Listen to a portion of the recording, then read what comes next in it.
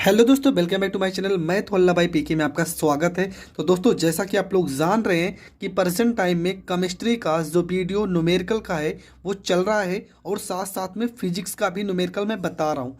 जितना भी महत्वपूर्ण प्रश्न है उन सारे प्रश्नों को मैं बता रहा हूँ। आज आपका जो टॉपिक है वो है केमिस्ट्री के न्यूमेरिकल का। और ये टॉपिक, इसका पहले मैंने एक टॉपिक बताया है जो कि 5 नंबर वाले प्रश्न थे। बिलियन लेसन की डिस्क्रिप्शन में लिंक है, नहीं तो प्लेलिस्ट में जाकर आप देख सकते हैं। आज का आपका जो टॉपिक होगा वो होगा मोलल उन्नयन स्थिरांक, और एक होगा आपका आणविक उन्नयन स्थिरांक। दोनों एक जैसे ही है, सेम सेम, थोड़ा सा चेंज है बस। इसीलिए इन दोनों टॉपिक को मैं एक साथ खत्म करूंगा। इन दोनों टॉपिक के लगभग मैं 5 या 6 सवाल बता रहा हूँ, जिससे आपको पूरी तरह से टॉपिक क्लियर हो जाएगा। तो मैंने फार्मूला लिखा है।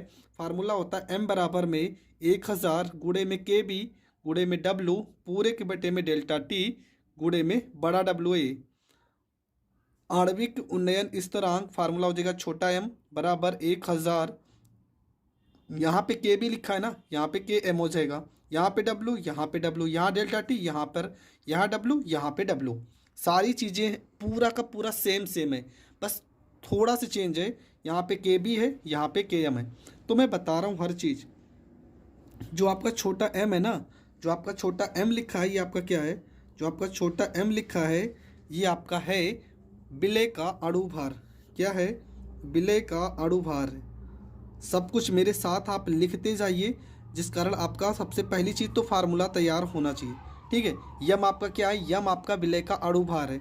यहाँ पे छोटा डब्लू लिखा है ना, वो आपका विलेय का द्रव्यमान है, सॉरी विलेय का भार है। विलेय का भार, जो छोटा डब्लू लिखा है वो आपका विलेय का भार है। इसके बाद जो कैपिटल डब्लू लिखा है ना, वो आपका विलायक का भार है। विलायक का भार है। विलायक का भार है। उसके बाद यहाँ पे क्या बचा है? यहाँ पे के एम लिखा है। जो के एम लिखा है ना, उसको हम आणविक उन्नयन स्थिरांक कहेंगे। के एम को हम आणविक उन्नयन स्थिरांक कहेंगे और के बी को हम मोलल उन्नयन स्थिरांक बोलेंगे। ठीक है। के एम को आणविक उन्नयन स्थिरांक और के डब्ल्यू को, के बी को मोलल उन्नयन स्थिरांक बोलेंगे। यहाँ पे एक वैल्यू आएगी टी।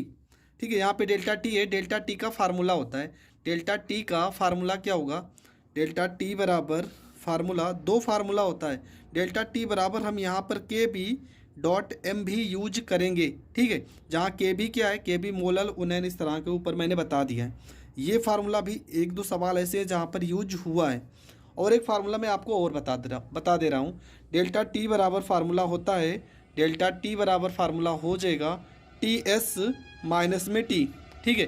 टी एस माइनस में टी हो जाएगा। टी आपका क्या है? टी हमने पहले ही पढ़ा था। टी हमारा जो होगा वो विलायक, क्या होगा? विलायक का वाष्प दाब होगा। टी क्या होगा? विलायक का वाष्प दाब तो हमने पहले पढ़ा था। यहाँ पे क्वथनांक पढ़ेंगे। टी आपका जो हो जाएगा वो हो जाएगा विलायक का क्वथनांक। ठीक है। उसके बाद टी एस क्या होगा? टी एस आपका जो होगा वो होगा आपका विलयन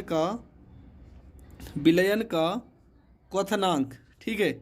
विलयन का क्वथनांक हो जाएगा। और यहाँ पे जो डेल्टा टी लिखा है ना, डेल्टा टी का मतलब होता है क्वथनांक में उन्नयन। क्वथनांक में उन्नयन, ये होता है डेल्टा टी का मतलब।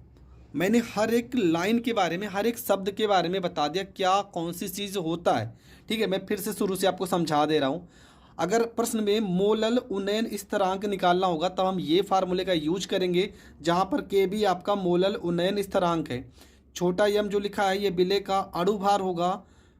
छोटा डब्लू आपका विलेय का भार होगा। डेल्टा टी आपका क्या होगा? क्वथनांक में उन्नयन होगा। और डब्लू, कैपिटल डब्लू, जो बड़ा डब्लू होगा वो विलायक का भार होगा।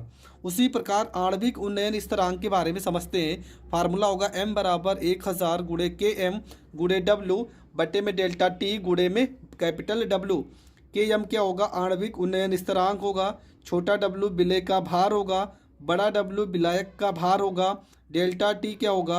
क्वथनांक में उन्नयन होगा। टी आपका क्या होगा? विलायक का क्वथनांक होगा। टी एस क्या होगा? विलयन का क्वथनांक होगा। तो ये सारी चीज़ें मैंने बता दी है। अब मैं जा रहा हूँ पहले सवाल को बताने। बहुत ही शानदार तरीके से बता रहा हूँ, आपको हर एक टॉपिक समझ में आएगा। बस आप पूरी वीडियो लास्ट तक ज़रूर देखना।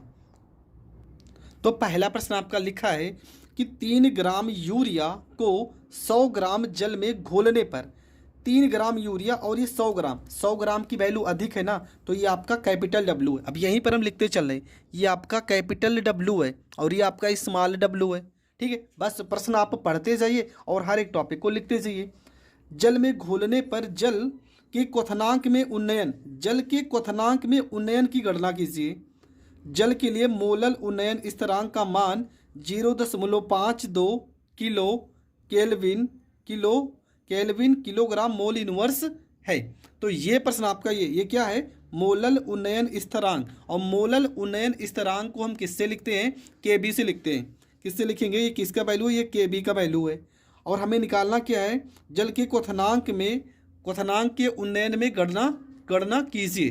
ठीक है, पूरा प्रश्न आप लिख चुके हो। अब मैं प्रश्न को जा रहा हूँ सॉल्व करने। मतलब हमें क्या निकालना है, हमें निकालना है डेल्टा टी। अब देखो यहाँ पर एक शब्द आया है यूरिया। यूरिया का हमें अणु सूत्र पता होना चाहिए। ठीक है, यूरिया का अगर अणु सूत्र पता होगा तभी हम सवाल को सॉल्व कर पाएंगे। तो मैंने अणु सूत्र भी बहुत सारे वीडियो बताए हैं, आप प्लेलिस्ट में जाकर देख सकते हो। अब हम प्रश्न को जा रहे हैं सॉल्व करने। प्रश्न तो आप लिख चुके होंगे, अगर नहीं लिखे हैं तो स्क्रीनशॉट ले लीजिए। अब मैं प्रश्न को सीधा सॉल्व करूंगा और आपको देखना है कि सवाल कैसे हल करना है। तो सबसे पहले हम क्या करेंगे, एक एक टॉपिक को यहाँ पर लिख लेते हैं। ठीक है, हमारे पास क्या है, कैसे है, उन सारी चीज़ों को हम पहले लिखेंगे। ठीक है, तो हमारे पास विलय का भार, पहला सवाल है तो थोड़ा विस्तार से हम बता दे रहे हैं।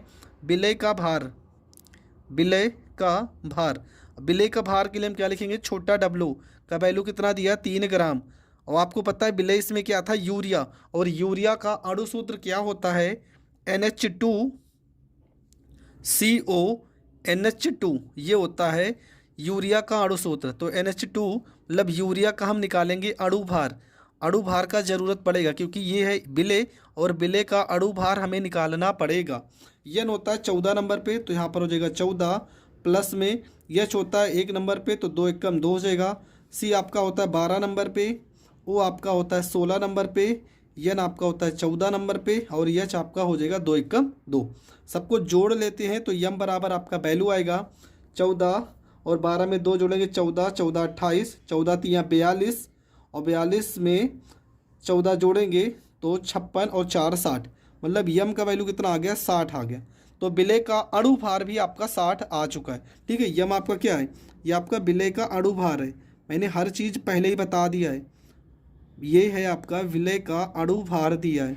इसके बाद क्या निकालते हैं, इसके बाद हमारे पास क्या है, इसके बाद सवाल में मोलल उन्नयन स्थिरांक मतलब केबी आपका क्या है, मोलल उन्नयन स्थिरांक है।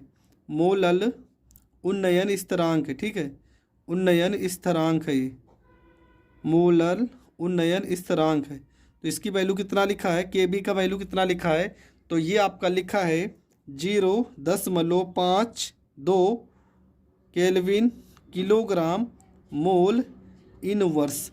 ये आपका वैल्यू दिया है। और हमें क्या निकालना है, हमें निकालना है और कैपिटल डब्लू मतलब विलायक का भार प्रश्न में दिया है, विलायक का भार। तो विलायक का भार प्रश्न में कितना दिया है, तो ये आपका दिया है 100 ग्राम। ठीक है, ये आपका दिया है 100 ग्राम दिया है। अब सारी चीज़ें हमने लिख ली है। हमें केबी का फार्मूला, तो यहाँ पे केबी लिखा है ना, तो फार्मूला क्या है, फार्मूला m बराबर में 1000 गुणे में यहाँ पर केबी गुणे में छोटा डब्लू पूरे के बटे में डेल्टा टी और कैपिटल डब्लू। ठीक है, हमें डेल्टा टी का वैल्यू निकालना है। तो डेल्टा टी को हम इस साइड भेज देंगे तो डेल्टा टी चला जाएगा ऊपर, यहाँ पर हो जाएगा 1000 हो जाएगा। के बी का वैल्यू कितना है, 0.52 हो जाएगा। छोटे डब्लू का वैल्यू है 3 और ये यम आ जाएगा इसके बटे में तो हो जाएगा 60 और कैपिटल डब्लू का वैल्यू है 100। 102030 102030 हो गया। ठीक है, यहाँ पर हो जाएगा डेल्टा टी बराबर ऊपर हो गया 0.52 और गुणे में आपका हो गया 3 बटे में आपका हो गया 6। ठीक है, बटे में क्या हो गया, बटे में आपका हो गया 6। 3 से यहाँ पे काटेंगे 3 एकम 3, 3 दूना 6 हो जाएगा। तो आपका वैल्यू आ गया 0.52 और बटे में आपका हो गया 2। 2 से काट देंगे 2 से तो 0.2 दूना 4, एक हासिल जाएगा 2 छंग 12। तो वैल्यू कितना आ गया 0.26। डेल्टा टी का वैल्यू कितना आ गया 0.26 डिग्री यहाँ पे सेल्सियस लिख देंगे, ठीक है। या तो आप केल्विन लिख सकते हो। 0.26 डिग्री सेल्सियस जो होगा ये आपका करेक्ट आंसर है। और ये एनसीईआरटी का प्रश्न है जो कि पेपर आपके पास बुक है तो आप वहाँ पर जाकर ये प्रश्न को देख सकते हो। तो ये आपका प्रश्न नंबर 1 हो गया कंप्लीट। अब करते हैं प्रश्न नंबर 2। तो प्रश्न नंबर 2 में क्या लिखा है? तो प्रश्न नंबर 2 में लिखा है कि 9 ग्राम, ठीक है, प्रश्न में क्या लिखा है? 9 ग्राम ग्लूकोस 500 ग्राम H2O में घोला गया। 1.013 बार दाब पर विलयन का क्वथनांक ज्ञात कीजिए। विलयन का क्वथनांक ज्ञात कीजिए, जबकि Kb का वैल्यू कितना दिया? 0.52। Kb का वैल्यू कितना दिया? 0.52। ये जो 9 ग्राम लिखा है ना, ये छोटा W है। विलय का भार जो होता है वो कम होता है, तो ये 9 ग्राम छोटा W है। ये 500 ग्राम बड़ा W है। यहाँ पर ग्लूकोस है तो ग्लूकोस से हम अणु भार निकालेंगे और ग्लूकोस का अणु भार 180 हो जाएगा। ये 1.013 जो लिखा है ना, ये क्या लिखा है? ये लिखा है विलयन का क्वथनांक लिखा है। और विलयन के क्वथनांक के लिए हम क्या लिखेंगे? किसका क्वथनांक है? 1.013 बार दाब पर विलयन का क्वथनांक ज्ञात कीजिए। विलयन का क्वथनांक हमें ज्ञात करना है, मतलब टीएस का वैल्यू हमें ज्ञात करना है, ठीक है। टीएस को हम क्या पढ़ेंगे? विलयन का क्वथनांक पढ़ेंगे। एस फार होता है सॉल्यूशन और टी फार हो जाएगा यहाँ पे टेम्परेचर। अब पूरा प्रश्न आप पढ़ चुके हैं। प्रश्न को सॉल्व कैसे करना है मैं बताने जा रहा हूँ। प्रश्न आप ज़रूर लिखना, ठीक है, क्योंकि प्रश्न आप अगर नहीं लिखोगे तो आपको समझ में नहीं आएगा। तो चलो प्रश्न को शुरू करते हैं। तो प्रश्न में क्या क्या लिखा था? तो ये आपका है प्रश्न नंबर 2, ठीक है, प्रश्न नंबर 2। तो प्रश्न में आपका सबसे पहली चीज़ आपका क्या लिखा है? तो प्रश्न में आपका सबसे पहली चीज़ लिखा था विलय का भार, मतलब छोटा W। अब यहाँ पर हम डायरेक्ट लिख रहे हैं। छोटा W कितना लिखा है? 9 ग्राम, ठीक है। छोटा W आपका हो गया 9 ग्राम और बड़ा W, ठीक है, विलायक का भार आपका लिखा था 500 ग्राम, तो ये हो गया आपका 500 ग्राम। यहाँ पे ग्लूकोज मतलब C6H12O6 का अगर हम अणु भार निकालेंगे, ठीक है, हम अणु भार निकालेंगे तो अणु भार हमने पहले ही निकालना बताया है। अणु भार इसका हो जाएगा 180 हो जाएगा, ठीक है। कैसे होगा? C का होता है 12 को 6 से गुणा करेंगे, प्लस H का होता है 1, 12 गुणे 1 हो जाएगा। ऑक्सीजन का होता है 16, तो 16 छक्का 96 में 12 जोड़ेंगे 108 में 12 छंग 72 जोड़ोगे तो आपका 180 ही होगा, ठीक है। तो ये आपका हो जाएगा यम का वैल्यू कितना आ गया? 180 आ गया।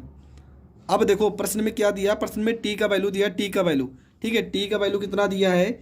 1.013 और यहाँ पे बार लिखा है। ये टी का वैल्यू है। हमें क्या पता करना है? हमें निकालना है टीएस, मतलब विलायक का वाष्प दाब निकालना है, ठीक है। टीएस निकालना है, टीएस विलयन का क्वथनांक, वाष्प दाब याद, विलयन का क्वथनांक हमें निकालना है। और केबी का वैल्यू, ठीक है, केबी का वैल्यू तो प्रश्न में दिया है, कितना दिया है? 0.52 केल्विन किलोग्राम मोल इनवर्स, ये वैल्यू तो दिया ही है प्रश्न में। तो ये सारा चीज़ जो प्रश्न में था मैंने यहाँ पर लिख दिया है। अब हमें सिर्फ फार्मूला लगाना है और प्रश्न को सॉल्व करना है। तो फार्मूला इसका क्या होता है? फार्मूला होता है छोटा m बराबर में 1000 गुणे में यहाँ पर KB गुणे में छोटा W पूरे के बटे में यहाँ पर हो जाएगा डेल्टा T गुणे में कैपिटल W। तो यहाँ पर यम का वैल्यू कितना हो जाएगा? 180 हो जाएगा, बराबर में यहाँ पर हो जाएगा 1000 हो जाएगा, गुणे में KB का वैल्यू 0.52 हो जाएगा, गुणे में छोटा W आपका 9 हो जाएगा। डेल्टा T का मान क्या होगा? तो डेल्टा T का मतलब तो हमने पहले ही बता दिया, ये होता है आपका TS माइनस में T, ठीक है, सूत्र में मैंने बताया है। और W का वैल्यू लिखा है 500। 500 को अगर हम 1000 से काटते हैं तो ये 2 बार में कट जाएगा, ठीक है। अब ये TS माइनस T को इस साइड भेजते हैं, हो जाएगा TS माइनस में यहाँ पे T बराबर 180 आ जाएगा बटे में 9 को 2 से गुणा करेंगे 18 और गुणे में हो जाएगा 0.52 हो जाएगा और बटे में आपका क्या आ जाएगा? 180 आ जाएगा, ठीक है। यहाँ पे देखो 18 से 180 को काटेंगे 10 बार में कटेगा। ये आपका वैल्यू हो जाएगा TS माइनस में T बराबर 0.52 और पूरे के बटे में यहाँ पे 10 हो जाएगा, ठीक है। यहाँ पर लिखेंगे टी एस लिखेंगे, माइनस में यहाँ पे टी लिखेंगे, यहाँ से 0 हटाएंगे, ठीक है जी। 10 से इसमें भाग करेंगे तो यहाँ पर 0.052 हो जाएगा, मतलब एक अंक पे पॉइंट और बढ़ जाएगा।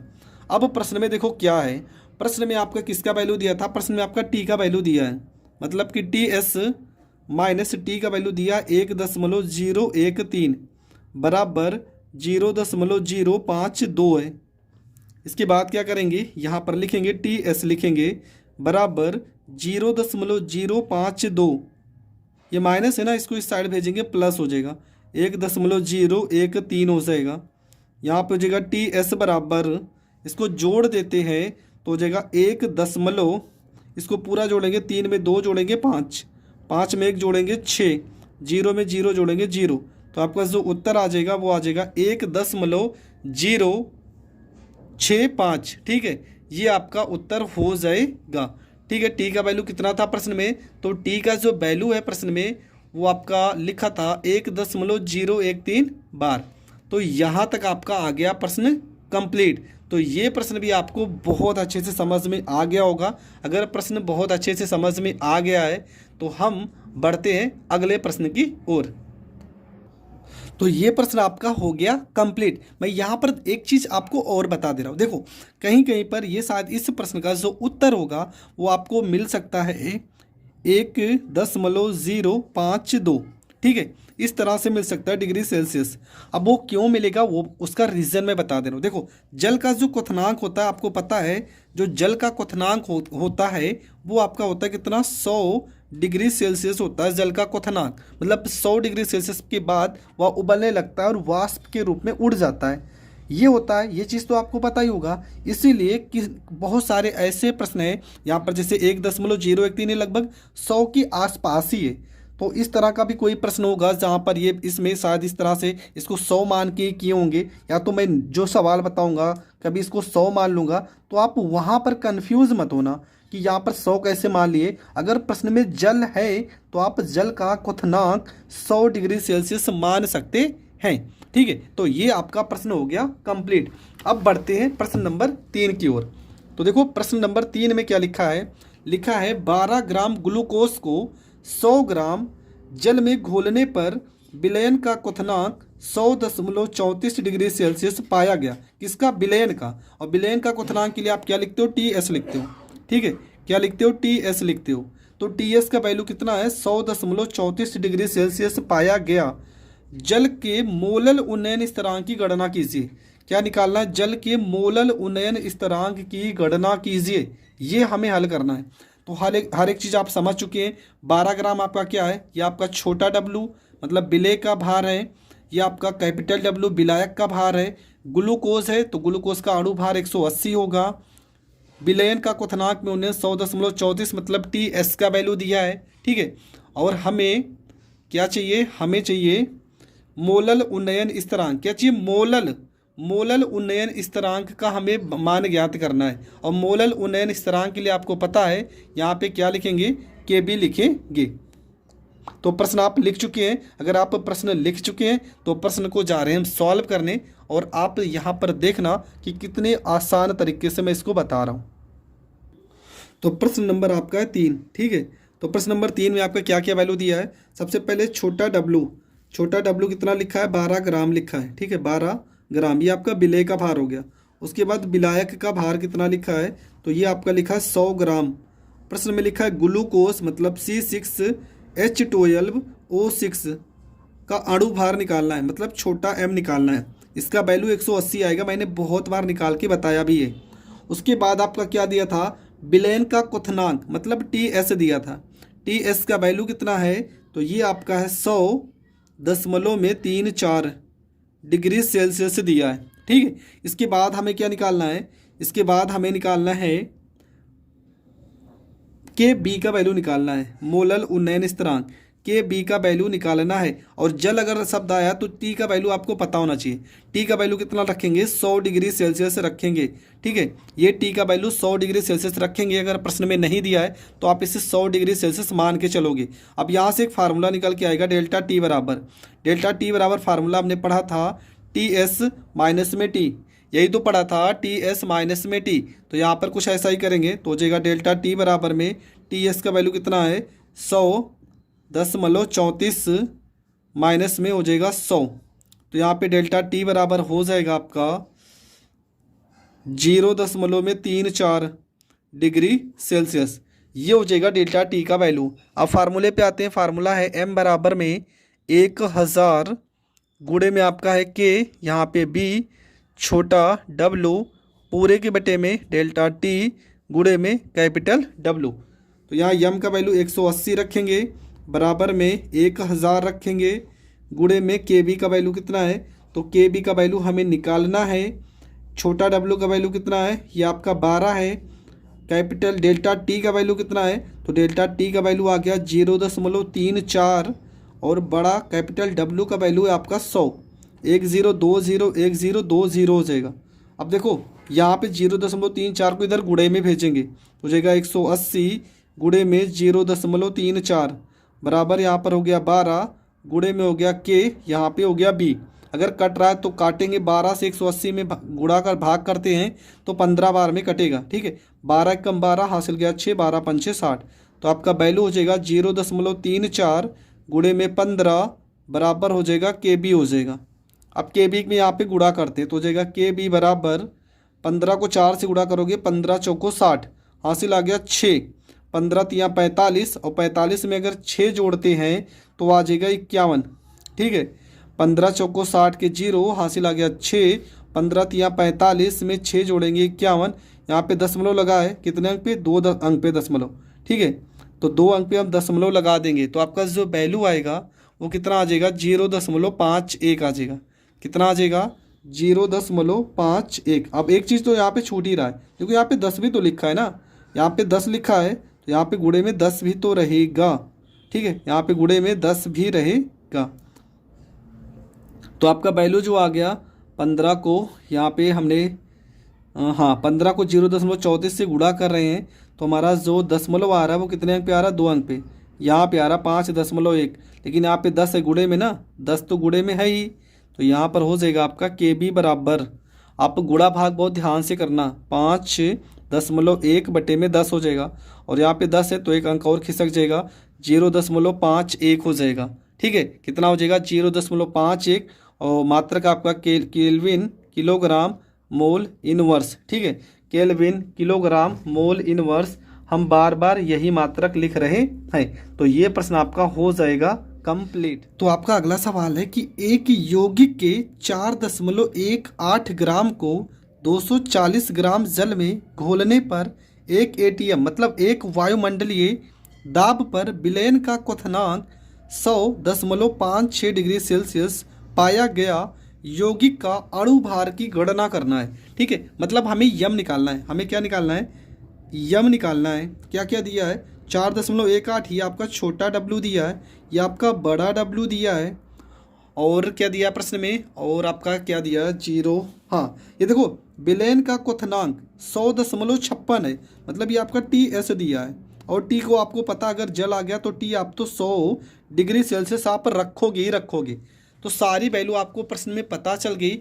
और प्रश्न में क्या, हाँ प्रश्न में एक वैल्यू और दी है, वो आपका दिया के बी। ठीक है, के बी का वैल्यू प्रश्न में संकेत में दिया था, तो के बी का वैल्यू प्रश्न में कितना है 5.31 केल्विन किलोग्राम मोल इनवर्स, ये आपका लिखा है संकेत में। तो ये सारी टॉपिक मैंने लिख दिए जो जो प्रश्न में दिया था, प्रश्न आप समझ चुके होंगे। अब मैं जा रहा हूँ इस प्रश्न को सॉल्व करने। तो प्रश्न को हम करते हैं सॉल्व।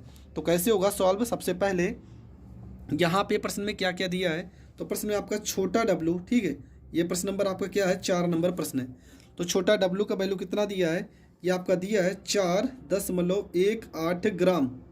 इसके बाद कैपिटल W आपका लिखा है, कितना लिखा था 240 ग्राम।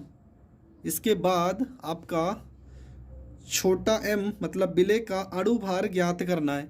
ठीक है, दूसरी चीज़ आपका क्या लिखा है, दूसरी चीज़ आपका TS का वैल्यू कितना दिया था 100.56 डिग्री सेल्सियस दिया है।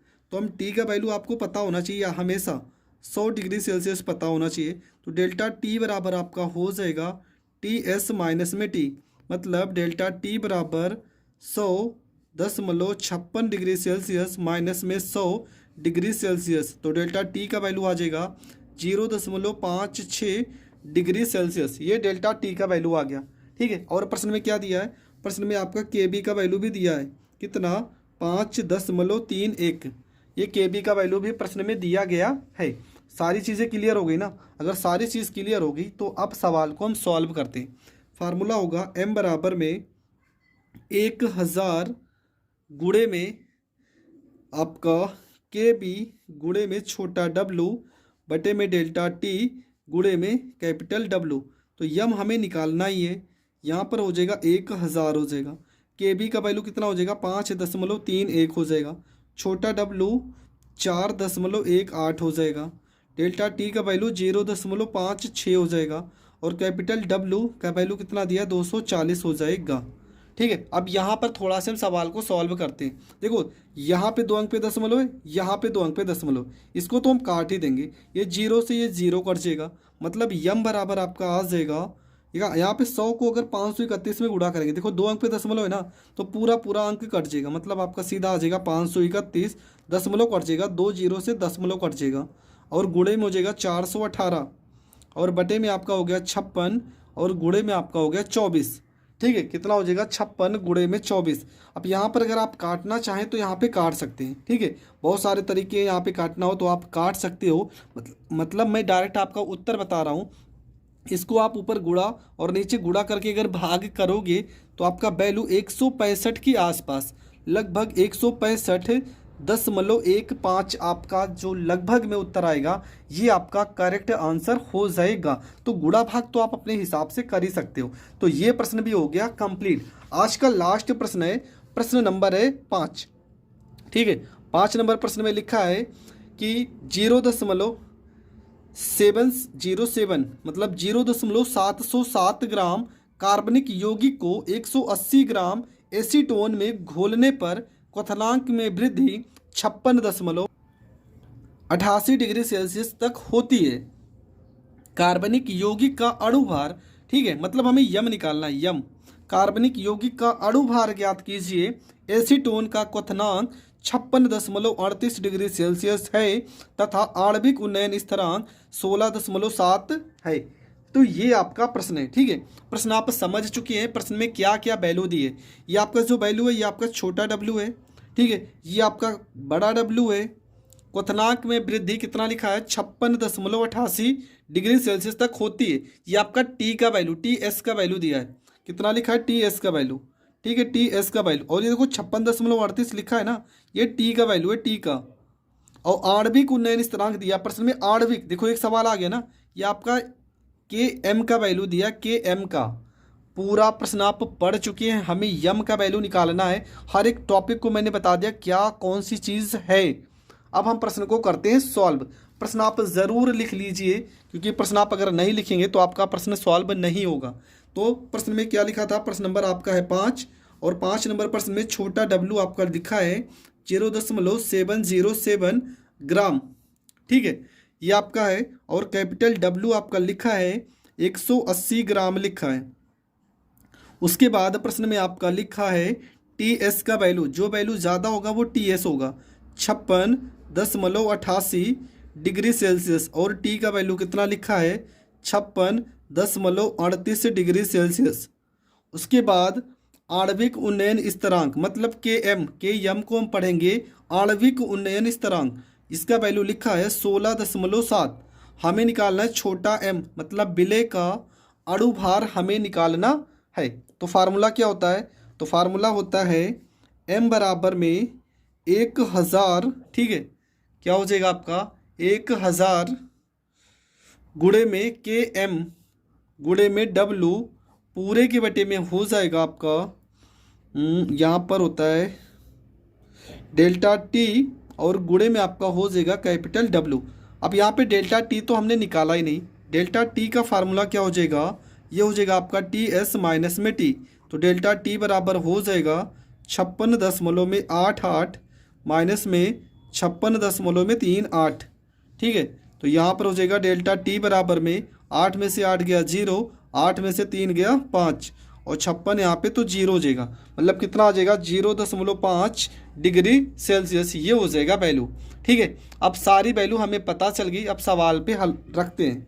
तो यम बराबर हो जाएगा यहाँ पर 1000 गुणे में के एम का वैल्यू है 16.7 गुणे में छोटा डब्लू है 0.707 पूरे के बटे में 0.50 गुणे में आपका है डब्लू का वैल्यू 180 लिखा है। एक जीरो से एक ज़ीरो कट जाएगा। ठीक है, एक जीरो से एक ज़ीरो काटेंगे और यहाँ पे आपका यम बराबर ऊपर देखो यहाँ पे 2 जीरो है ना, 2 जीरो से अगर इसमें गुणा करते हैं, ठीक है, देखो यहाँ पर 1 2 3 जीरो है और ये कितना हो गया 4 जीरो है। कितने जीरो, 1 2 3 और एक 4। देखो मैं दशमलव हटाना ही बता दे रहा हूँ आपका। देखो ऊपर क्या करेंगे, ऊपर आपका हो गया 167 हो गया गुणे में चलो 707 हो गया।